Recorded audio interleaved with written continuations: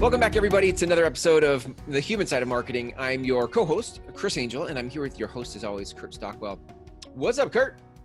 Chris, we Good to did see it. We reached episode 50. Hey, half a century. I love it. Yeah, I wish I should have gotten like some sort of like one of those like New Year's Eve popper things. You could have one of those little like yeah, we did it. party hat. 50 episodes. I know.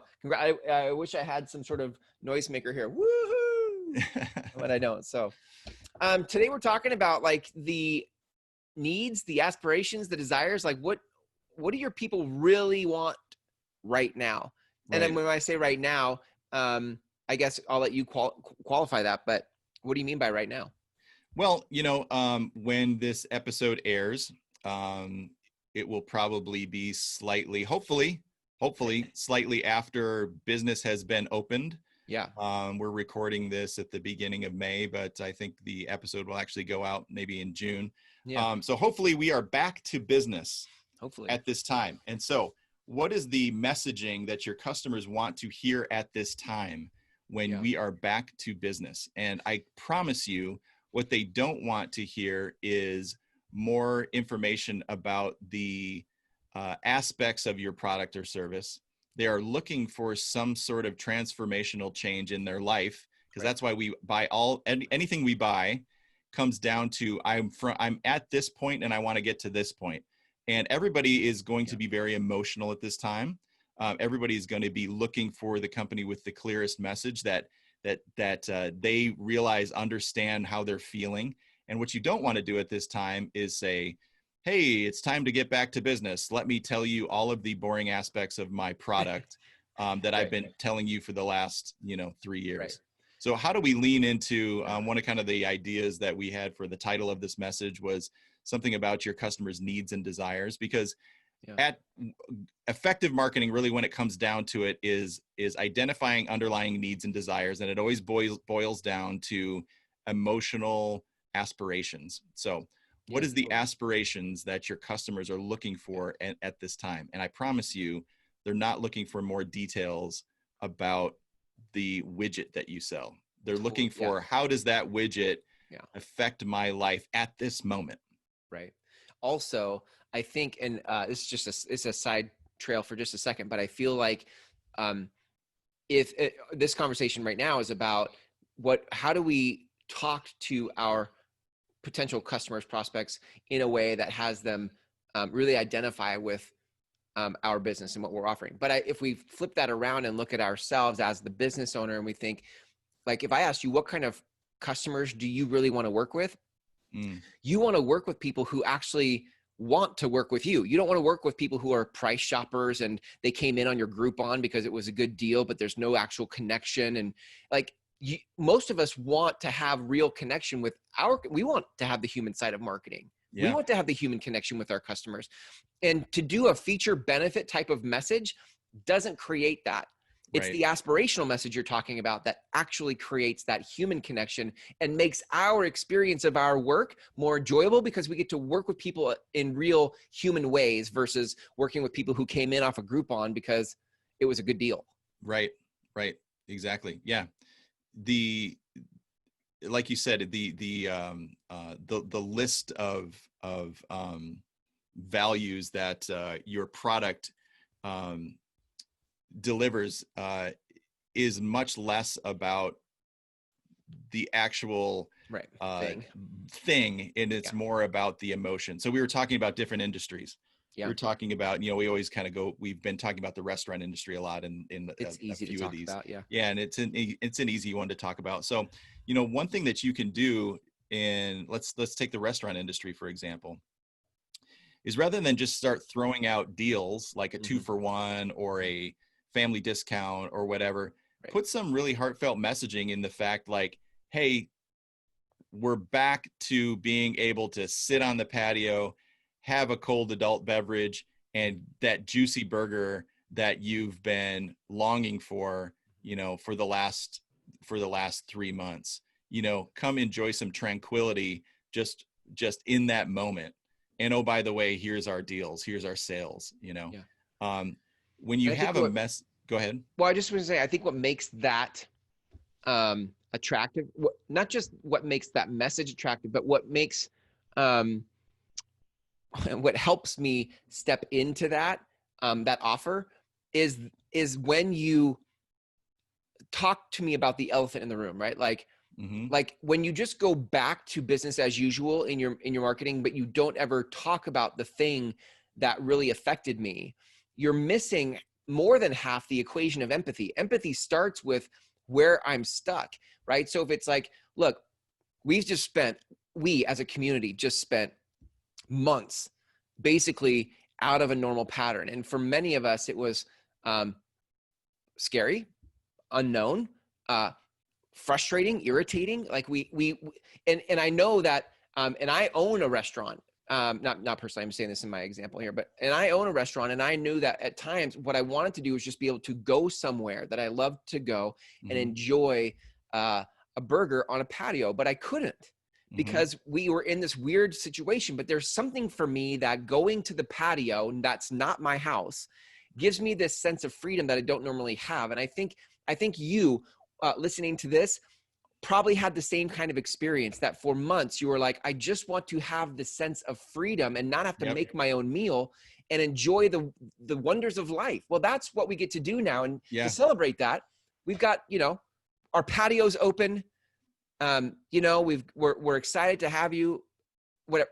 But you see, like that whole, like the problem piece of it creates so much empathy. And I'm like, oh my God, somebody sees me, and that Yeah. sounds amazing. Yeah. As you were talking, I was thinking of a message that a restaurant could have is enjoy the freedom of a beer, a burger, and a patio, you know? Right. Right. And like you said, when you don't have a message that talks about the elephant in the room, it's like you haven't been paying attention. Yeah. Right. And sometimes businesses are like, well, I don't want to talk about the negative thing, or I don't know what to say because everybody's saying this boring, like, we're here for you.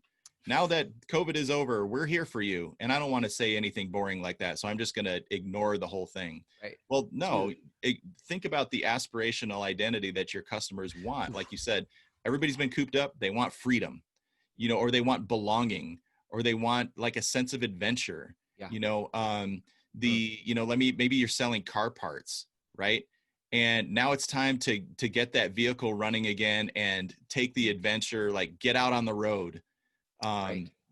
Get out on the road. We've all been stuck. Get out on the road. And we're having a special on these parts or whatever. Right. You're Yeah. not leading with the sale, you're leading with the aspirational identity of when I buy that alternator Right. for my truck, I can get it running again. I can get back out on the road and go camping with my family.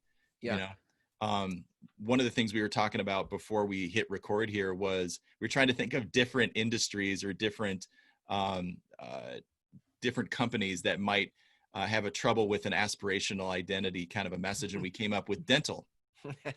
And we talked about the fact that there are, if you're in the dental industry or you're in the healthcare industry, there's going to be a lot of folks in kind of elective healthcare, Right. for example.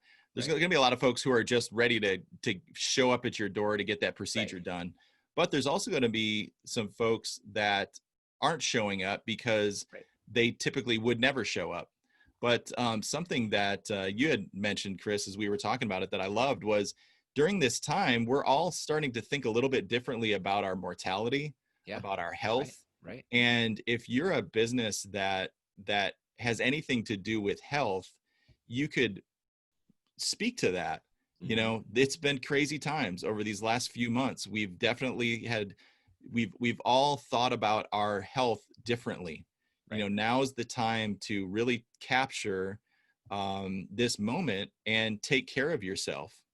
You deserve it. You deserve to take care of yourself. And maybe it's dental health. Your spouse has been with you for the last 3 months and they realize that your breath stinks Right. because you're home more or whatever. You can But definitely dig into that, like the whole and even underneath you deserve it is like is like the whole, because I don't need to convince you that you deserve it, but underneath that is like you already tell yourself that you should be doing it. yeah. Like that's where marketing starts to get really honest, is like you go around, like, I think what we were saying before we hit record was like, what we also said was, you have all these things about wanting to get healthy, and you look at gym memberships, and you buy recipes, and you cook books, and you check out diets and all those things, and you always neglect your mouth. Yeah. And you don't even understand how much your mouth contributes to your overall health. You just think it's about teeth and gums and tartar and plaque, and you're actually missing how your mouth affects the rest of your entire body. And so, as much as you say you want to be healthy, you haven't booked a dentist appointment in you don't know how long. Right. And so this is how now we go. This is how we, like, again, go back to that empathy. We're diving into the empathy of it, Mm-hmm. in that I'm in your head, because I'm saying to you the things you say to yourself, which is like, man, I really should probably get my teeth done, and I really want to be healthy. And then you don't do it. And I'm calling you out on that in a Mm-hmm. loving way. Like, that's the aspiration, because you want to be healthy, but you're not taking care of some of the things that are very important to your health. Yeah. Yeah. You want to be better. We all Yeah. want to be better. And Yeah. that's definitely an aspirational identity, And so how Yeah. can you put Right. words, I guess the challenge today to anybody listening is, how can you put words to the aspirational identity that people are longing for? And again, during this time, people are going to be wanting to finally do that stuff that they've been always wanting to do, Right. because we have a new sense of mortality, or we have a new sense of being vulnerable. Yeah. And it's okay to lean into that a little bit. Yeah. I always say that we talked about the fact that there's success and there's failure in marketing messaging. And often when people like what you're talking about right there with the mouth, Yeah. with the dental health, is an aspect of leaning into failure and fear a little bit, Right. but it's honest. Right. Right. And it's real. And if Oh, you yeah. need at this time, we come out of this, if you need to lean into a little bit of fear and failure, that's okay if it's honest. Right. Yeah. I was going to say too, I love that, because, like you said, most people are afraid to go into the honest conversations. Maybe they don't want to be negative, or they feel like they're prying, or they feel like they're being too, invasive in people's, like, private life, kind of a thing. But the reality is, like, value shows up in contrast, right? So the reason that the aspiration is attractive is because it's contrasted with the place I'm stuck. If you just always paint me a rosy picture, but don't remind me of why I am not having that rosy picture in my life, I don't value it. You're like, Instagram quote this, Instagram quote that, like all the good stuff of life, just painting pretty pictures for me without calling me out and having an honest conversation about my health. Yeah. Then what I do is I just keep burying my head in the sand and lying to myself about all the things that are possible, but never addressing where I sabotage myself. Like, Yeah. does that make sense? Like, the value Yeah. shows up in contrast. Yeah. Yeah. One of the phrases that is often used in StoryBrand is the use of failure and the use of success in your marketing is like baking bread. Yeah. When you're baking bread, you want to use a lot of flour and a little bit of salt. Yeah. And the failure is the salt and the success is the flour. Right. And if you don't have any salt in your bread, it tastes weird. It If you have does. too much salt in your bread, it tastes weird. Right. Right. There's a right balance. And so Yeah. you need to find that balance. And I think it's important to find that balance even in this messaging that is going to be happening as we're coming out of this this whole quarantine thing. I wanted to kind of list a couple other Sure. some bullet points that people can think about related to aspirations. So when people are coming out of this, they're going to be looking for a sense of adventure. Right. They're going to be looking for belonging. They're going to be looking for connection. They're going to be looking for freedom. We mentioned that, the freedom of a beer, a burger, and a patio, right? Right. They're going to be wanting to look for strength and tranquility. So those are kind of some aspirational things that you can think about when it comes to your product, and how can your product deliver any one of those bullets. And there's a ton more, but those are the things that people are going to be looking for from you and your product when this all when we all get back to business as usual. This is a really powerful conversation. Not just because, again, this is thank you pandemic, for this moment to look into our marketing differently than we have before. Like we're having to reinvent some of the ways we are relevant to people. Mm. And I think that's good. Like we're going to come out the other side of this stronger. And I think having conversations with you, Kurt, with Well Dressed Walrus, to look for those reinventions is one of the best things you all could do right now in this quiet, if you want to call it this quiet time right now. You have an opportunity to come out the other side much more relevant than you went into this thing. Yes. So yeah, big time. Well, if people want to reach out to you and learn more about how to be aspirational in their marketing and relevant in their messaging, how do they connect with you? Yeah, so you can find us at welldressedwalrus.com or WD Walrus on any of the social networks. Or if you want to have a conversation, like if this podcast episode inspired you, yes, I need to figure out that messaging, but you're feeling kind of stuck, like I just don't know how to craft it in a way that will resonate with my customer. Maybe having an outside ear to kind of listen to what you offer and say, oh, okay, I think what people are really looking for is this. Would you agree? Right. You know, sometimes the light bulbs can go on when you have an outside perspective, kind of listening and guiding you. So if you want to have that conversation, you can go to clarifymymarketing.com. We can work on that message. We can work on other messaging related to your marketing. We also do websites and website hosting and that kind of a thing as well. Wherever you're trying to get your messaging into the digital space, that's how we help a lot of people. But maybe it's just having a conversation. So let's just have a talk. Love it. So good. Awesome, Kurt. Thanks for bringing this show to the world. And it's always good. Always good. Until next time. Thanks, Chris. See you again.